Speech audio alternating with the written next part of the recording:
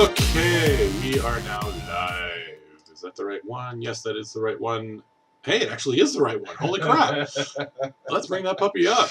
Hey everybody, and welcome to From My Mother's Basement, the show that celebrates being a geek. I'm Jason. And I am Michael, and we are broadcasting this week from Casa de Michael and Nikki, as Jason is up for the weekend, which is why we're in this funky layout. So I think it works. I think it works. Should work out good. Yeah, it works fine. There's been a lot of stuff going on this week. What is it called? Anime Live now is what it's called? Anime Japan. Anime Japan. Anime Japan is this week. Japan. There's anime stuff. That'll be mostly covered in the Wednesday show.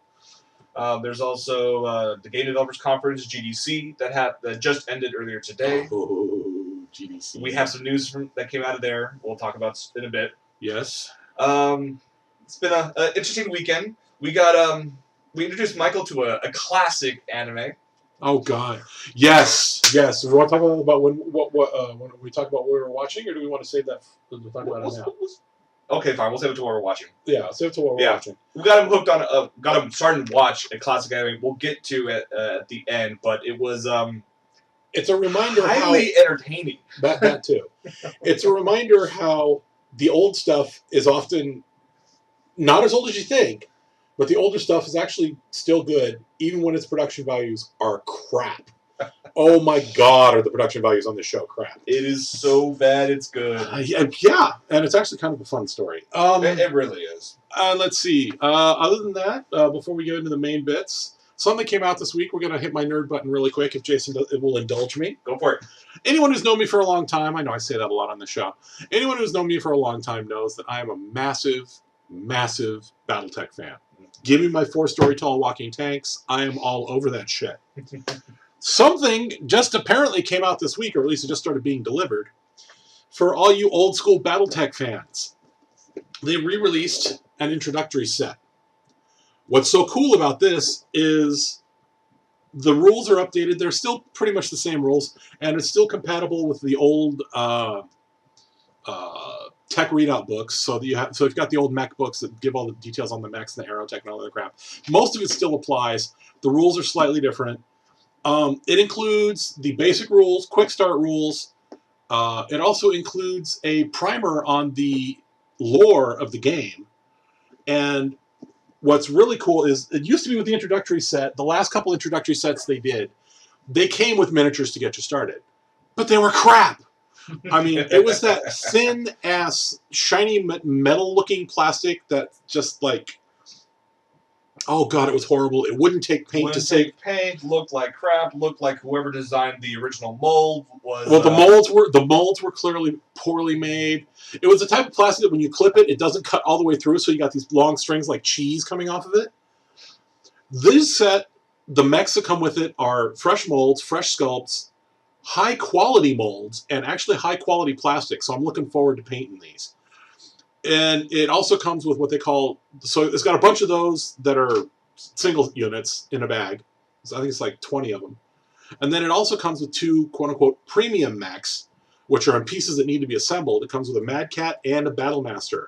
How the hell they got a Battlemaster past the lawyers is beyond me, because that was one of the ones that they got in trouble with anime companies for. The design of the Battlemaster was stolen from an anime, but it's one of the few designs for a mech that was not stolen from Robotech. So virtually all the other ones they stole were stolen from Robotech, but that one wasn't. But so that's out, and if it's only $60, if you want to get into Robotech or BattleTech rather, totally do this. It's a lot of fun. It's what with MechWarrior Online is out, MechWarrior Tactics is out. There's other independent PC games that are supposedly in the works. It's good to finally see somebody bringing out. There's a new version of the rule set, and unfortunately they didn't bring the book in here with me, called Battletech Alpha Strike. That's not part of this set. It's separate. But it's for a fast action version of the rules. So you can play it kind of like you would play the X-Wing miniatures game, where it's kind of fast action paced for the Battletech. It's totally worth it if you're a Giant Robot fan. If you're an old school Battletech fan, get this. It's inexpensive and it's a great way to get started, and it's got simple rules. Oh, and it comes with 2 thick cardboard fold maps, which are printed double-sided. So it's a total of 4 maps in the set. Jason saw it. It's pretty awesome. Yes, I did. Okay, that's my nerd button. Where do we want to go here? Do you have something? You have anything awesome for this weekend you want to talk about? Mike Schwartz. Oh God, yes. Okay, no, do it. No, just playing with friends who came out here. Went up to Card Attack. Played against was it Michael? His name? Yeah. The other Michael. The other Michael. It was a lot of fun actually. Be able to just sit there and play, not worrying about is this person better than me? Is this something I have to teach? It was just like we're just playing in front of the game, just hanging out for a bit. It was very nice and relaxing. And he got to geek out for a bit, so it's all good. That I did. And he helped me build a Vocaloid deck. Nice Vocaloid. I have a nice Vocaloid deck now. So, yeah, we still haven't played that. We should probably play that after the show before you head on. Sounds good to me. Sounds good. Moving on into various news. Among the things that you want to do alternate back and forth on this? Sure. Yeah. Okay. Coming out this week came out with a lot of stuff. Among the things that came out this week from Disney was announcements of various things, which we'll get to, but also a new Maleficent trailer. And this trailer was absolutely incredible. Like, the first trailer got me interested. The second trailer, when they went back and utilized clips from the clips from the original animated movie, it didn't really. The transition didn't flow as sweet. Yeah, it didn't really work well. This trailer, on the other hand, gave such a grander scale to it, and you start getting information that Maleficent was saying that her wings were stolen from her, implying she was done some wrong. So it makes me wonder: are we going to get more into that backstory and realize that Maleficent isn't really all that bad, or it's the path of how she that she took to become the what we all know and love/hate her for? Well, that, and we went ahead and we finally get to see, albeit briefly, the dragon form. It's good. I mean, it's a good CG fantasy dragon. I wish it would have been, and maybe it's just because of the shots we see of it. It doesn't. I wanted it to be more true to the animated version. I didn't want to do this big kludgy, 4-color dragon, but I mean, you're not going to get that. But no, but the design, like the horns weren't even there. Yeah, true. From what I could see, it didn't even have the horns. The basic head shape, you can get that hyper realized CG look, and still get you can still see, oh hey, those horns are obviously influenced from the original. Right. That head length, that head shape is designed from the original. Oh, look, it's the one that burned itself down in the middle of Rivers of America. I mean, whatever. They could do that. So I'm kind of upset that they didn't. But I may be wrong. It may have just been that brief glimpse. So, but if you guys haven't seen it yet, go online, watch it, let us know what you think about it. Yes, definitely check it out.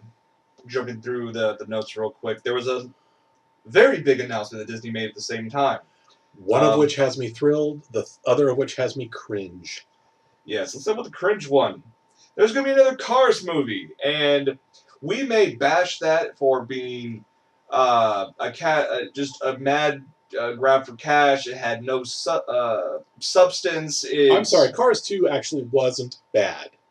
I enjoyed Cars 2 when I rewatched it, thinking that this was all going on in Mater's mind. It was all the subconscious trying to convince him to be more self-confident. It actually kind of started making sense that way to me. Where did you get this from the same people who give you the idea that if you play Dark Side of the Moon and Wizard of Oz at the same time, they sink? I have no idea what you're talking about. From what I hear, that actually happened. I've never actually done it myself. Okay. Well, we know it's a freaking cash cow. Well, it is, but I mean, Pixar doesn't. Pixar has yet to do a bad movie. I admit Cars 2 was not as good as Cars 1. Right. Fully give you that. I'm extremely leery of them doing a Cars 3. Now, mind you, this is after them working on the offshoots. Because there was Cars, then Cars 2. Then there was Planes. Which I haven't seen yet. Planes went straight to DVD. It was in the theater for at least a month and a half. Oh, there's another sequel to that Planes, like Wild Rescue or something like that they're working on, and now there's gonna be Cars 3. The thing is, Toys 3 wasn't bad. Toy Story 3. Yeah. Toy Story 3, rather. Yeah. Toy Story 3, but in my opinion, Dude, Toy Story 3 wrapped out the story. Nicely. The thing is, they're going to do more. Of course. And I'm not just talking about Trick or Treating Doom or whatever the Halloween one was that Grant worked on. Oh, I know. We got to see Grant's robot. Yeah, I know which one you're talking about. I mean, it scares me. It really does. But Pixar has yet to make a truly bad movie. They got close a couple times, but There are things they could have done better, sure. But the formula of what they do, they know what they're doing. Mm-hmm. And their school of storytelling is really good. And Brad Bird's on for both of the things they announced. Yeah, sure. So I have faith in Brad Bird. The fact that Brad Bird's back for the other one, that's all I'm looking forward to. I am seriously looking forward to this. I Although show the screen for that one. we are going to have to wait. Which screen are we showing? We're showing that screen. Yes, Incredibles 2 is happening. Yay! The universe that they created in this first movie was begging for a sequel. Oh yeah. It was especially when the Underminer showed up. Oh God, yeah. Oh my goodness! I just can't wait for this movie. I mean, I love of all the Pixar films. I have to say that Incredibles is my favorite. It is my. I love all the Pixar films that I've seen. I haven't seen Ratatouille yet, and I haven't seen. Really? Planes. No, I've not seen Ratatouille. God, we have to add this to the list. Yeah, I've never seen it. But it's one of those.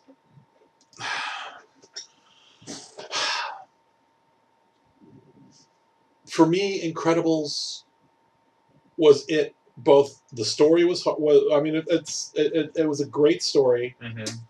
It was a fantastic what if, mm-hmm. and the lighting. lighting. It hit my nerd buttons on multiple levels. The lighting, the artwork, the art style, the art scene, mm-hmm. Or the designs rather. The design, the color palette, everything about it. Yeah, it was a fantastic piece of work. Not to mention, I'm gonna mess up his last name, Michael Giacchino, I think is Giannopia. That guy did the music. Oh yes, but he's also done tons of video game music as well. So him to go in to do that whole 70s spy swing or 60s and 70s spy swing music was awesome, perfect. Favorite that movie has my favorite CG scene ever.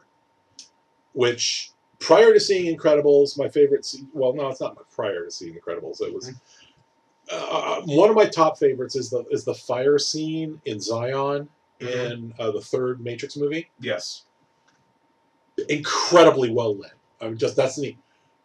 But the island scenes in Incredibles, especially at night when they're going along the ball and they're coming up on the island. Yeah. Oh my God, was that beautiful? That to me is my favorite ever. Okay. Overall scene as far as the way it's lit, the feel, right, everything. Okay. And they're doing another movie. Yay! It'd be awesome. Going to be amazing. Cannot wait. Cannot wait. And of course, they've also got Good Dinosaur coming up next year. Good Dinosaur. They have a few other original IPs in the pipe for Pixar proper. For Pixar proper. Okay. Well, I know they do their shorts. Right. In fact, isn't there another Toy Story short coming? Or yes, one's being handled by their Vancouver studio. Okay. Which they got there a couple of years ago for the tax write-off. Okay. All right. Well, I'm going to bring up a director of a AV movie. Can't say it's a good movie. Can definitely say it's a what the hell were you thinking movie. Uwe Boll? No, wait. John M. Chu. Yes. Doesn't ring a bell to most of you. No. But I'm sure many of you have seen G.I. Joe Retaliation. You've heard our thoughts on this. You've heard Nikki's thoughts on these. My God. Yes. And we already know that he's coming back to do the third G.I. Joe movie. And I'm like, okay, do we really need a third one? Apparently we do. Potentially. Could be cool. Although they killed off most of the cool ones. Yes, they did. And they took Snake Eyes out of the Gimp mask. But here's the thing, though. He chose another project to do before working on G.I. Joe 3. And this came out of left field. Yes, Jem is going to get a live-action movie adaptation. Jem is truly outrageous. Truly, truly, truly outrageous. That's sort of an in-joke for anyone who happens to have seen a certain Jem spoof that floats around YouTube. Oh my God! Curse you, John Collis. Okay. Yeah. So apparently, not only is the director and the producers people who are already starting to work on the script for this movie, have they cast it yet? They haven't cast anything yet, but they are already telling Jem devotees to offer their suggestions on everything. Miley Cyrus should be Jem. Jem needs to be Miley. What happens to real Disney characters? When Disney kids, that's what they should do. They should do it with all the Disney kids who have melted down. They need to bring in Lilo. They need to bring in Britney. They need to bring in, although Britney's gotten her shit together a bit, but she's still Britney. They need to bring in Miley. What other Disney alums have had freakouts? Yes. I mean, Justin Timberlake and Christina Aguilera, they're golden. They're doing fine. They got their shit together. See, who else is Disney kids that freaked out? But they should get all the Disney freakouts to be Jem and the Holograms. Yeah. Here's the thing, though. Like I said, they're gonna tell all the fans out there they can suggest casting, wardrobe, storyline ideas, etc., etc. I wonder if they're going to get a serious note. If they're going to get a large petition from the snarky gay community about the other one. It'll never happen. I mean, they'll never do it. But it'd be funny if they actually got. Oh, it'd be like freaking 10,000 signatures for it or something. It would be entertaining as hell. But yeah, man. If you want to have a good laugh, go on any social media site, Facebook, Twitter, Google+, whatever. Use hashtag #JemTheMovie, and that's what the director producers are looking at for suggestions. So I went through it a little bit already, and people are crazy. Now, a lot of it is like trolling. Like, of course. I thought one person stated in there that, why are you having this nobody direct the Jem movie? You should have a visionary like Kevin Smith. Oh my God! Kevin Smith directing the Jem movie. Oh my God! Oh. Yeah. Oh no! Better yet. Quentin Tarantino. Oh my God. Would be the bloodiest Jem movie ever. But the dialogue would be epic. Jem gets up close and personal with their fans. After dark. After dark. Jem After Dark. Which becomes truly, truly, truly outrageous. Okay, yeah. Oh man. Guys. Well, okay, no wait. We get the Tarantino version. Hang on, we're off on weird directions of directors. Then you could have the M. Night Shyamalan version, where the twist will be the Jem is secretly. Oh damn it! I had it a second ago. Jem is secretly the alter ego of Patrick Stewart. No. Jem becomes Evelyn when she falls through a portal and lands in Grayskull. Let's see. Or it's the Delusions of Chitara or something like that. Panthro suddenly morphs in. Kathy says at least it's not Michael Bay. No, it's not Michael Bay or J.J. Abrams, although J.J. Abrams' Jem would be kind of freaky. By day, no. They suddenly become Josie and the Pussycats. That's her alter ego. Her alter ego is Josie from Josie and the Pussycats. Oh my God. That's just all kinds of wrong. The things we get to. The holograms will be... Oh, no, I'm not saying that on air. AMA, wow. Well played. Well played. You've seen that spoof, haven't you, AMA? Oh, my goodness. Yeah. You know, hey, whatever works, I suppose. But speaking of things getting brought up and things we've talked about before, they finally started making some casting announcements on the new Gotham series. Mhm. And they've posted pictures of some of them, including, but not limited to, let me clear off, oops, go over here, do that, Mr. Harvey Bullock. Bullock. It's He's too interesting. The guy they picked is not a bad pick. I don't Mhm. remember his name off the top of my head, but Donald Logue, that's right. Mhm. I think he could be a good Bullock. He has the acting chops. Don't get me wrong about that. He's also got the attitude. He's played enough. Yeah, he has the attitude. This could be, you know, back when Bullock was still was a rough and tumble cop, but he wasn't corrupt yet. You And the gotta thing think is, how far back this is going on. yeah, but Harvey. Yeah, and also if you look in the comics, Harvey's gone back and forth from corrupt, True. and he's also gone. That's also, you know, a little old for as far back as this is supposed to be. Right. Also, he's kind of several donuts shy. Yeah, he's a bit on the He thin could, side. for what I remember Harvey being, and I have to admit, my primary image of Harvey is from the animated I series. have a shot of it right up, set up, ready to go. I mean, my primary Harvey image Yeah. is that.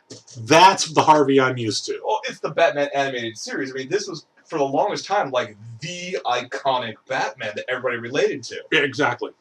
Exactly. No, anyone who wasn't in the 60s. Yeah, good point. Oh, speaking of 60s, total topic hop for just a second. Remember I did that Warner Brothers tour, right? Yep. Among the places they take you on the Warner Brothers tour is on their back lot is the building that was the courthouse, or that was City Hall in the original Batman series. Really? And there's a piece of trivia they tell you. Apparently, that shot, anytime you watch the 60s Batman, Mm-hmm. and you see him pull up in front of Gotham City Hall and jump out of the car and run up the steps of this nice classic courthouse type building. If you watch every scene, the same woman is in it. The reason? They shot that scene once for the entire series. And every time they go to City Hall, they just show that same scene. So if you watch it every time, it's the same woman in the same outfit doing the same moves because it's the same damn shot. I did not know Interesting that. tidbit of information. It's funny the things you learn. Oh, yeah. So, I mean, that's Bullock. We also have a picture of who's going to be playing Selena Kyle. And Scares me. Yeah. She kind of looks like the chick who played, oh God, Raven in. Guarantee you she's not, because I know she's not. She's too young. She's also a brand new actress. This is basically her like a breakout role. Her name is Cameron Bikondova, I think is how you say her last name is. So the idea with this version of Selena Kyle, she's a rebellious teenager. She is already testing her so-called pre-Catwoman skills on the streets. So I don't know about this one. Okay. I mean, so Selena and Bruce are roughly the same age. Yeah, Selena and Bruce are... And we both know everybody knows they're doing each other. In fact, the comics even pointed it out a couple times. Quite graphically. Yeah, you look at all of this, and I keep on thinking, how are they going to try to spin this into something very...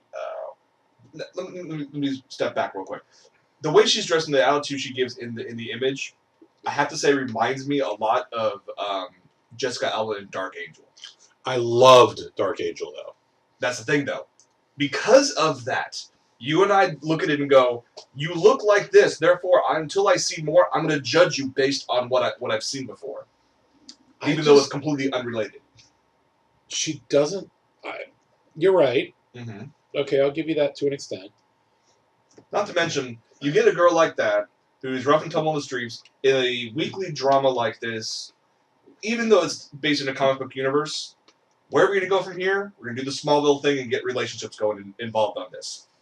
And that's where things can go really, really bad. I want to see this tie into Smallville somehow, because WB has set their universe up to do that. Arrow's an offshoot of Smallville. Yep. But see, that would require the CW The and Flash. Fox to team up. It's all being shot at Warner Brothers. Yeah, good point. Flash is the same thing. It's shoot off Smallville. Mm-hmm. I actually kind of liked Smallville. I knew it wasn't canon as far as the comics were concerned. Right. But there were a great many parts of it I liked. I thought it was really cool when they brought Christopher Reeve on. Mm-hmm. I thought it was horrible when they brought Margot Kidder on because she just, man, I thought Carrie Fisher had aged hard. Oh my god. Yeah. Oh, she's got she's looking like supermodel sexy compared to Margot Kidder. Oh my goodness. But why judge it on looks? Yeah. So anyway, those are the two pictures they released. But we do have good news. Very good news.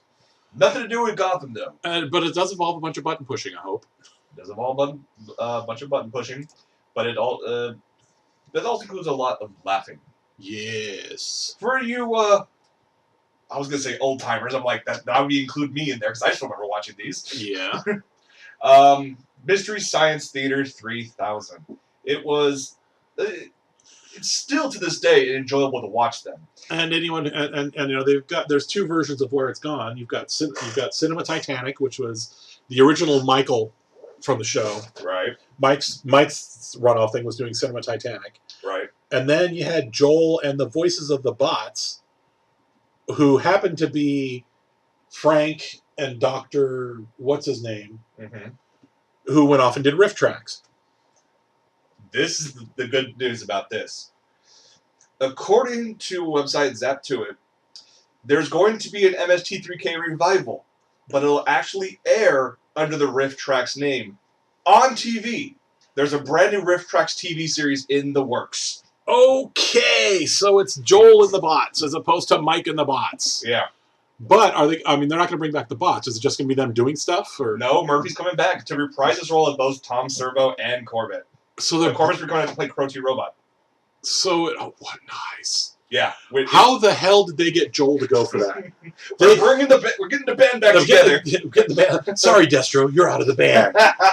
And Joel's Destro. I mean, oh God, that's cool. That's really cool. God knows there's been enough turkeys out. Here's the thing, though. They could do it to all the.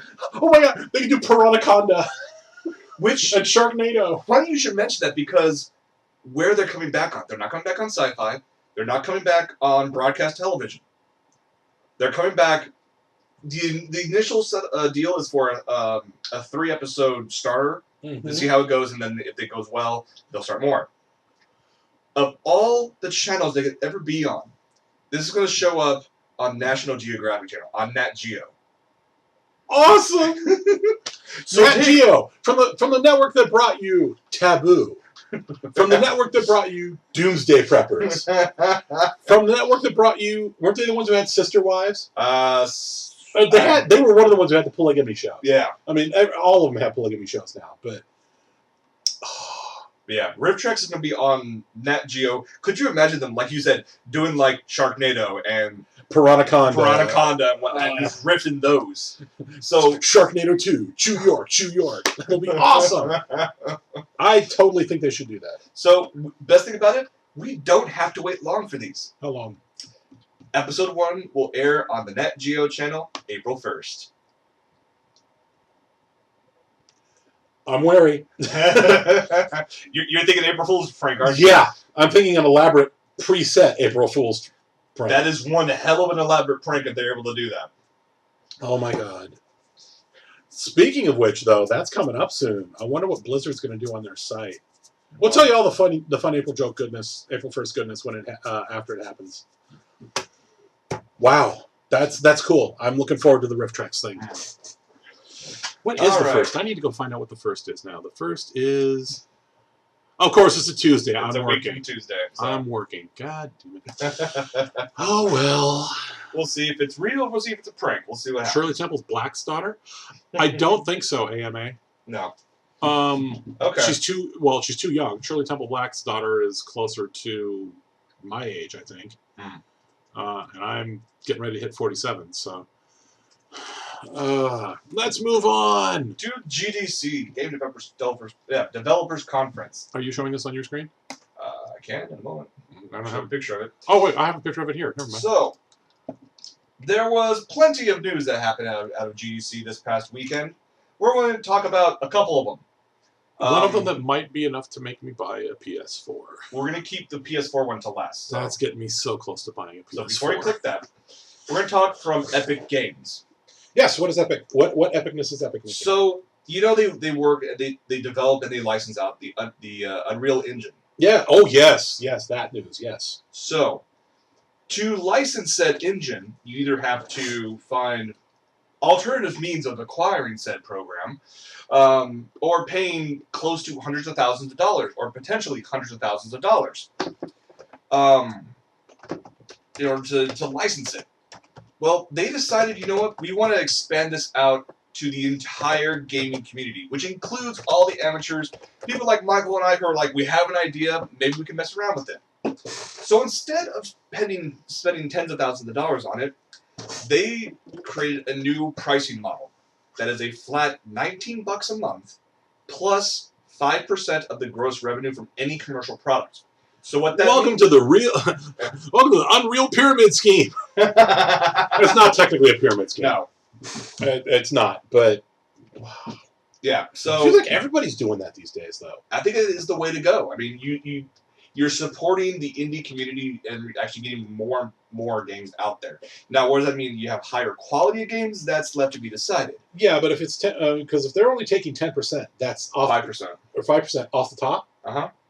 That's not bad. Yeah, and that's only if you try to sell a game with the name on it. If you just want to create something and just mess around with it and give it away for free on Steam or whatnot, $19 a month, you get access to the entire engine, Unreal Engine 4. I like this idea. I do. I'm not a coder of that level, but there's potential here. Which, by the way, if you guys want to jump on this, the subscription model started today. So well, there you you go. can jump on Epic Games' website and look for more information on that.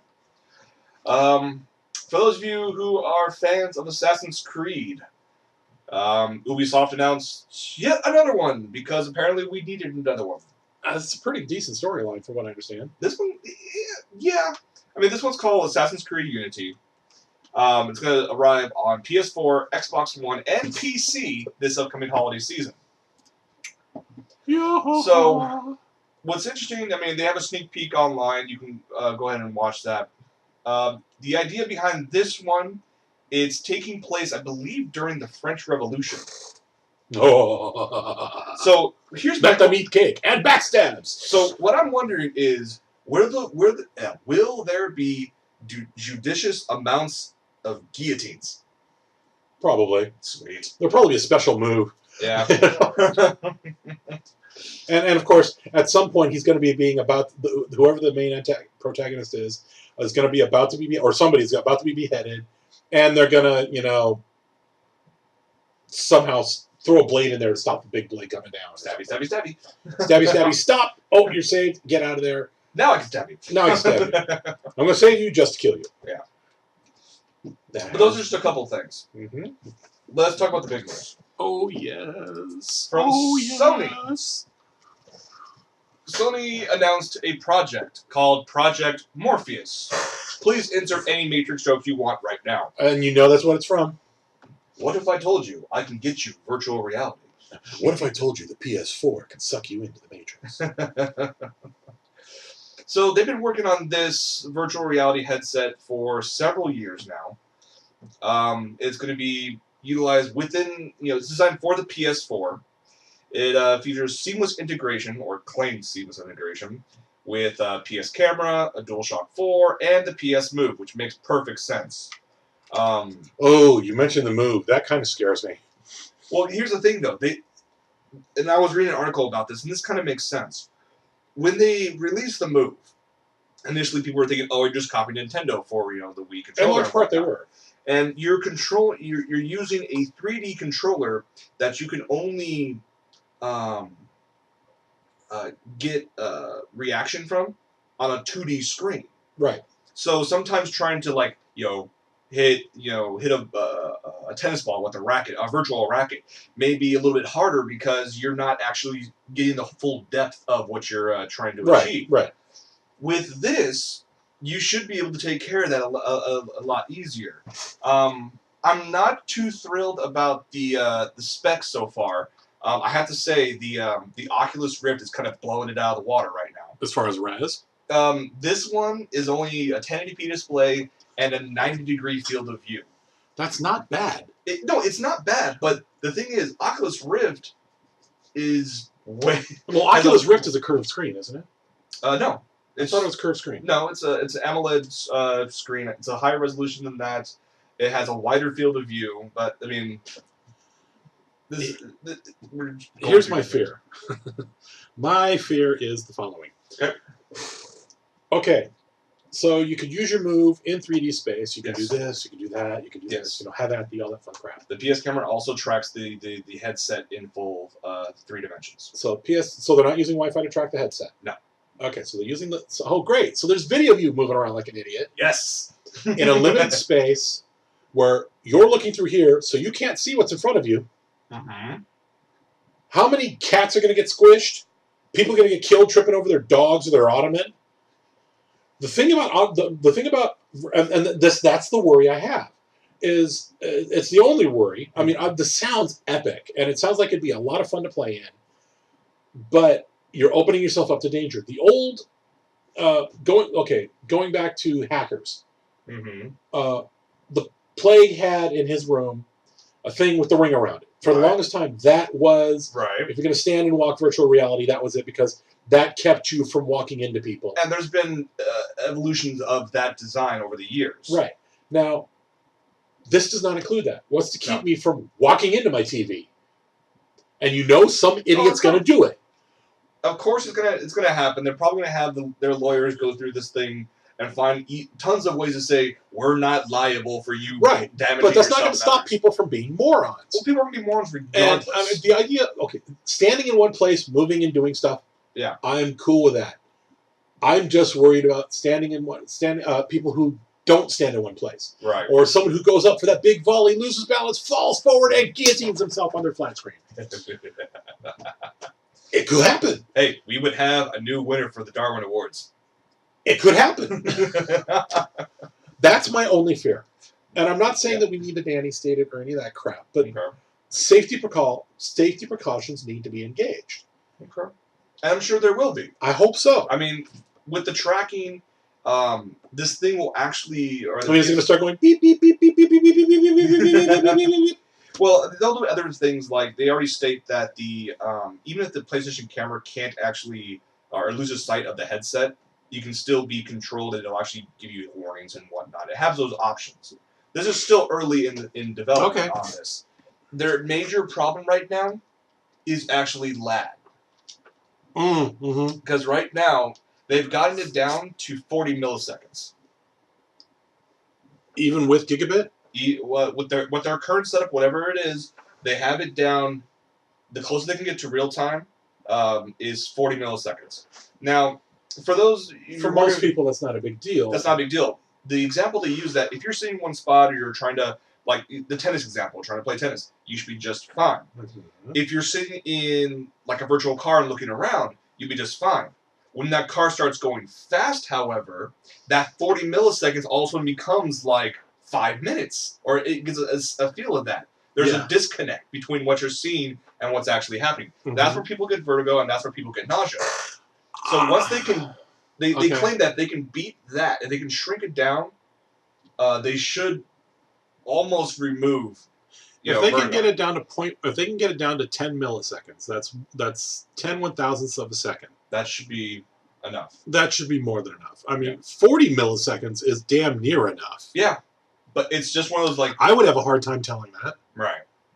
But I do video. I mean, but it's just something that they're working on trying to increase. I hope they can fix it. I truly do. I'm looking forward to the idea. We'll get some more information on this as Sony announces it. So. Indeed. We'll see if Microsoft does anything similar. Take the Sony pill. I already took the Sony pill. Yeah, literally. You have a PS3. This is and my not- Sony pill. It's a good phone. It really is. I know it is. Okay. Moving right along. We have What nothing we're left. watching. We're done. We're down to what we're watching. Okay, what I've been watching. Before we get to that, before we get to the evil laughter segment, I'm still watching Star Wars Clone Wars. Good, man. I am amazed at once you get past the character design portions, Mm-hmm. I'm amazed at how well done this series is. Visually, the graphics are incredible. They are. They really are. I am extremely impressed with the graphics. The voice acting. The lighting is lighting's great. amazing. The voice acting, It's hit and miss. It's hit and miss. I like Ahsoka. I like the voice actor for Ahsoka. I like the voice actor for Obi-Wan, who channels Ewan really well. He does. That type of stuff. And they got the original guy to do Jar Jar because he doesn't have a real career outside of Jar Jar much. I'm really sorry to say that, but he doesn't really.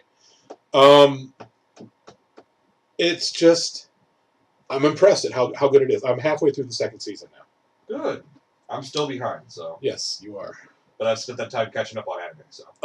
What else have I been watching? Well, okay, we'll just go to it.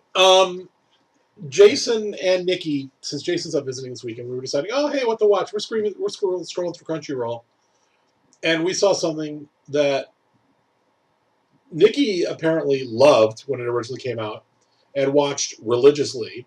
Jason, of course, has seen it. I had never seen it. Called Airmaster. Oh my god! This show is so horrible in its production value. Character designs. It looks like I made the collection today. It looks like it was drawn by a team of high schoolers who don't all have the same drawing style. Because the main character, her height will change, sometimes in the same scene, but her face character designs change constantly. Then there's the one character with the what was it? The way Wikipedia described it was insanely massive breasts. I found a GIF of it. You found a GIF of her insanely massive breasts? Yeah, it's. Let's see. Yes, you did. Yeah, what the hell is this? That's all I have to say. What the hell is that? That's the one character. It's so production value. This looks like visually it looks like it's from the transition period between the 80s and the 90s anime styles. The problem is it came out in 2003. What the hell?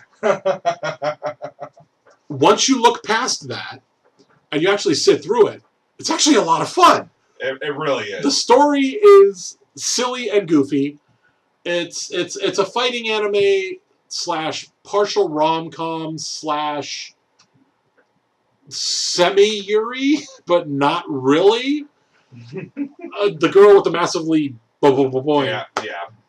is massively in love with the main female character, who is this fighter who used to be a gymnast. This is what's going to happen when Michaela Maroney finally grows up, I think. She's going to become too tall for gymnastics, and she's going to go around and start joining Street Fighter gangs. This is the Michaela Maroney story told in 2003. Just nobody bothered to tell Michaela. The way she moves and stuff, I mean, some of those moves look straight out of Maroney's book. Yeah.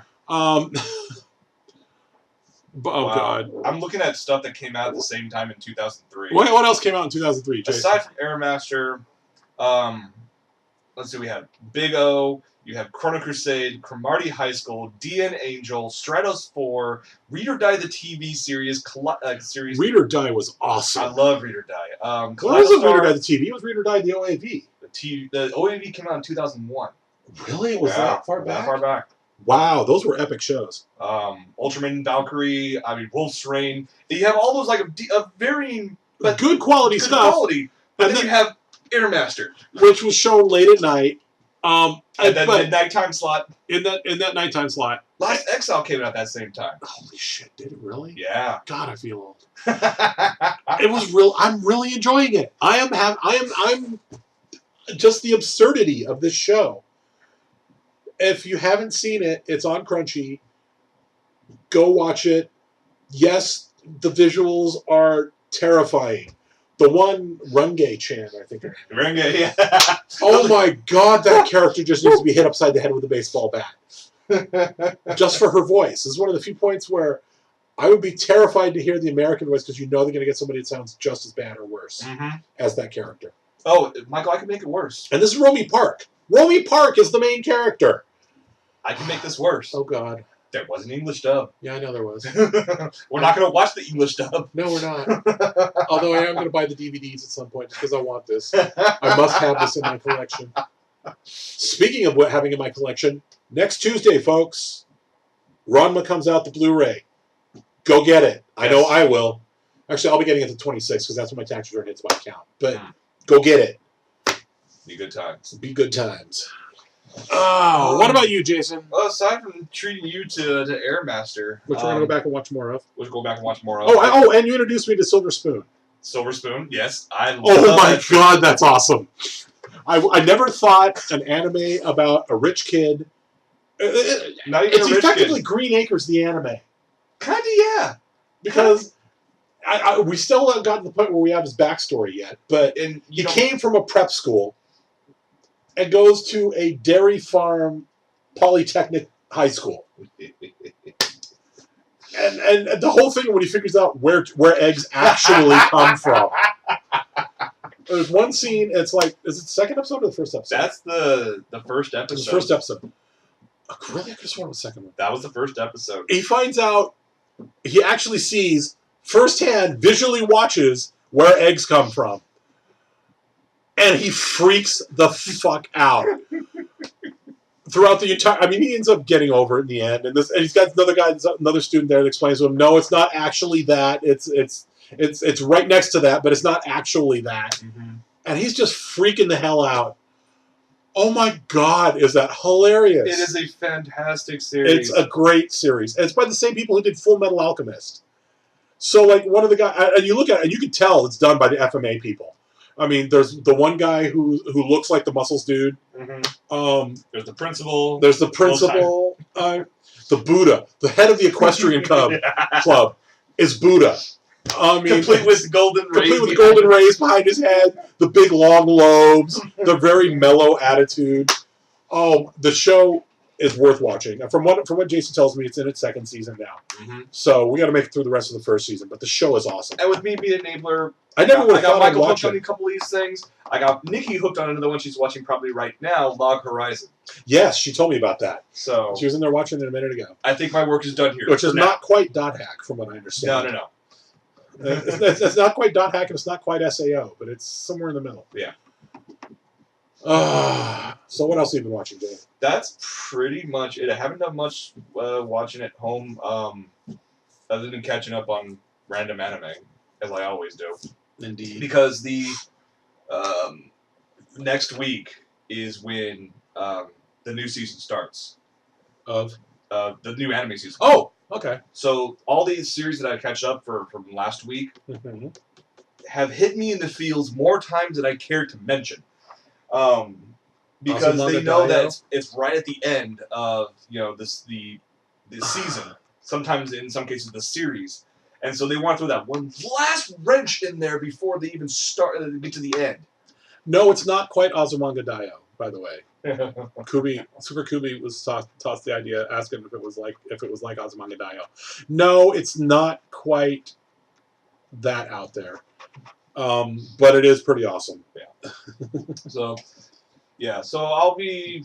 I can already tell right now. This week's Anna Break, I'm gonna have to find some way to fit everything from Anime Japan, my last impressions of this season, and the trailer montage for the next season, all in one episode. Join us this week on a very special episode of 3-hour-long episode of Anna Break, where Jason faces his anime crack addiction. And won't you donate to save this poor boy? Oh. please donate. Jason needs. You got it wrong though. It's not. Please save this boy. Please help this boy continue his path. Continue his drug. Be a dealer. Be an enabler. Would you rather have him watching anime or loose on the streets? While you're at it, buy Michael a new computer. Seriously though, it's good times. Oh, and I've been playing a lot of Final Fantasy 14 again. Good times, good stuff. Dude, I love WoW. I truly do. But I just haven't been feeling it lately. It's just things going. There's a reason people, my wife to be, among them, give me shit for having 3 MMO accounts that I pay for. I have WoW. I have SWTOR, which you don't have to subscribe to, but I do because there's stuff in it that I like that you get if you subscribe. And I have Final Fantasy 14. I also have a lifetime of DC Universe, Star Trek Online, a Lotro account I haven't touched in 4 years. But we're not going to talk about those. The ones I actually pay for are SWTOR, WoW, and FF14. I just haven't been feeling WoW lately.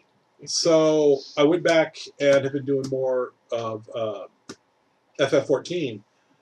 Since they've done The Realm Reborn, it's a lot more enjoyable. It's a lot more playable. It's surprisingly solo-friendly, which compared to 11, 11 was the grind fest from hell. Yep.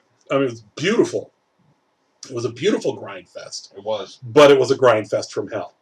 There's still a grip ton of grinding in 14, but not as bad. And it's not as noticeable. As far as SWTORs go, SWTOR I still play. I've got a character at max level there already. And I get in my moves where sometimes I just want to go force choke bitches. So I do. Sometimes I want to lightning people. I go do it. That is my release valve. Stupid customers. Now, Mark, are you talking about SWTOR when you're asking about no Star Wars? Or are you talking about the fact that we have no Star Wars news? Because no, we don't have any Star Wars news this week. There was Star Wars news, but I figured it was small enough we could just skip it. Oh, now you have to talk about it. They set the time frame for episode 7. Oh yeah, it's 30 years after. It's 30 years after, and there's the original trio is going to be back to introduce the next trio. That scares me. That really scares me. If this turns out to if they turn it into like the next version of 90210 or the new Dallas. Okay, my brain is broken. We're gonna stop right there. All right, guys. So it was a lot of fun. Stay tuned for part show, which will be fairly short. Very short because there's food that has to be had. Yes, food. So thank you very much for watching us. Welcome to our new 7 o'clock time zone. Next week, Jason will be back at his place. So he won't be in the depths behind me. Ooh, touch it. Where's my squirt bottle? So from my mother's basement, I am Michael. I'm Jason.